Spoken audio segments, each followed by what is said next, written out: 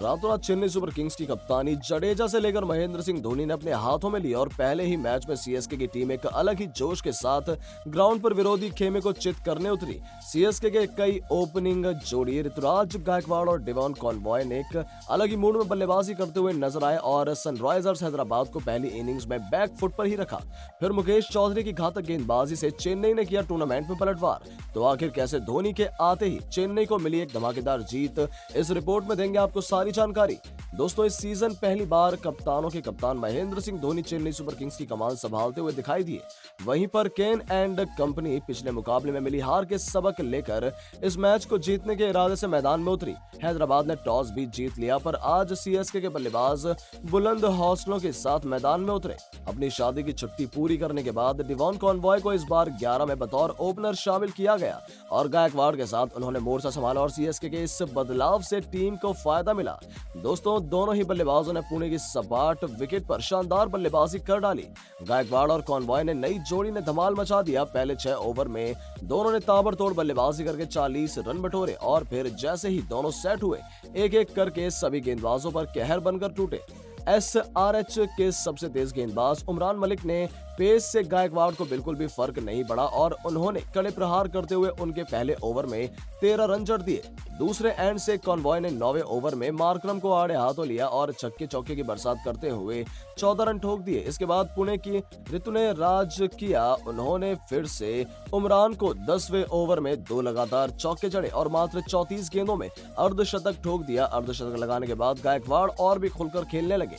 11वें over में Markram को back to back छक्के लगाए और सीएसके ने 11 ओवर में ही बिना विकेट गंवाए 100 का आंकड़ा छू लिया। गायकवाड़ को आक्रामक होता देख कॉनवॉय ने भी अपने बाजुएं खोली और उमरान के तीसरे ओवर में एक शानदार चौका लगाया और गायकवाड़ का बल्ला तो आज रुकने का नाम ही नहीं ले रहा था। इन्होंने इस ओवर में भी उमरान को नहीं बख्शा और 2 जबरदस्त बाउंड्रीज जड़ दी।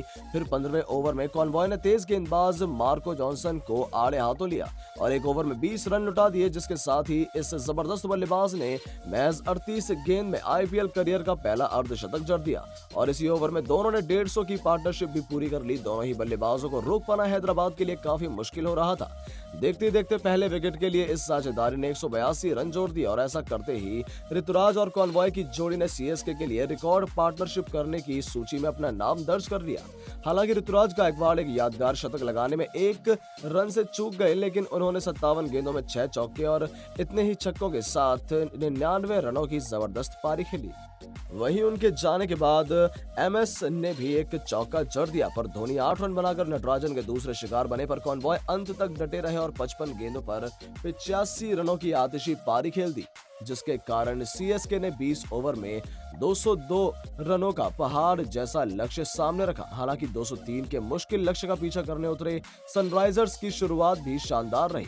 युवा अभिषेक शर्मा ने पहले 6 ओवर में काउंटर अटैक किया और सीएसके के युवा तेज गेंदबाजों पर जमकर बरसे। बाएं हाथ के होनहार बल्लेबाज ने केवल 24 गेंदों में 5 चौके और 1 छक्का लगाया और 39 की विस्फोटक पारी खेली। वहीं दूसरे छोर पर खड़े कप्तान केन विलियमसन भी जबरदस्त टच में दिखाई दे रहे थे और दोनों ने सिर्फ 35 गेंदों में 58 की पार्टनरशिप की।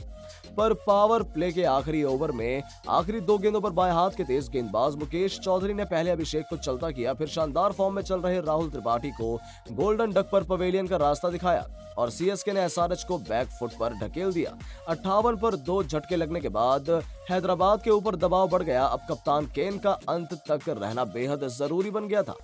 हालांकि नए बल्लेबाज एडन मार्करम ने आकर 10वें ओवर में माइक सेटनर को 2 लगातार छक्के जड़ दिए और एसआरएच की उम्मीदों को जगाई तो वहीं, लेकिन उस ओवर को लूटने के प्रयास में मार्करम 10 गेंदों में 17 रन बनाकर सेंटनर का ही शिकार बन गए।